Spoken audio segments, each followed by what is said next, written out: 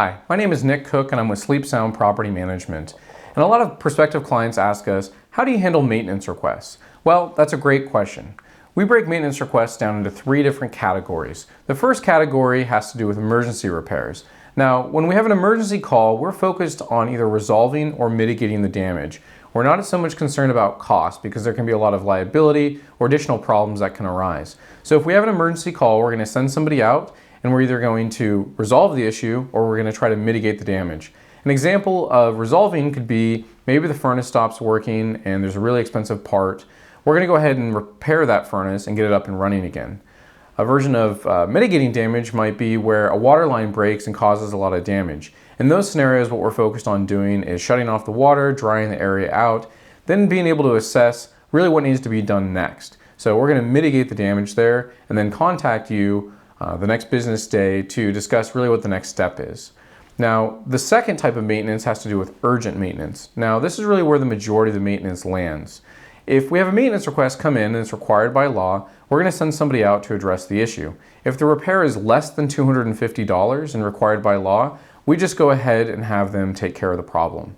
If the repair is more than $250 but less than $500, what we're going to do then is still approve that repair because we don't want to delay service to the resident.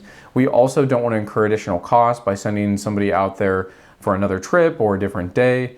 But if it's over $250 and less than $500, what we will do at that point is notify you. So that $250 mark triggers us to reach out to you and just say, we wanted to let you know, we sent somebody over to the property, they've informed us that this is the cost of the repair, maybe it's $300.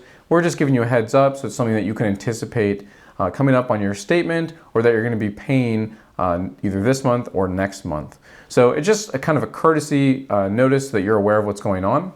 If the repair is more than $500, then we're not going to move forward without your permission unless it turns into an emergency. So what we'll do in those situations is notify you, but if we don't hear back within a reasonable amount of time, and that window is going to vary on the nature of the repair, then we're going to have to make a judgment call. Now, if we end up having to replace something, we're going to replace it with what's called like kind. So if you have a $200 faucet in the kitchen, we're not going to replace it with a $40 faucet.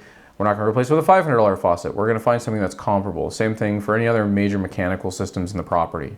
Now, the third type of maintenance has to do with cosmetic maintenance.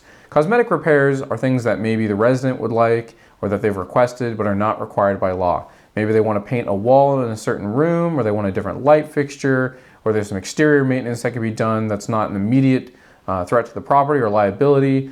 In those cases, what we're going to do is take that request and pass it on to you as the owner, and then you can notify us if that's something you want to do or not. There's no real timeline for a response. It's just something that we're going to send over to you and then wait for your thumbs up or thumbs down, essentially. And that's how we handle maintenance requests. If you have any questions further about our services, please feel free to reach out to us. We'd be happy to speak to you.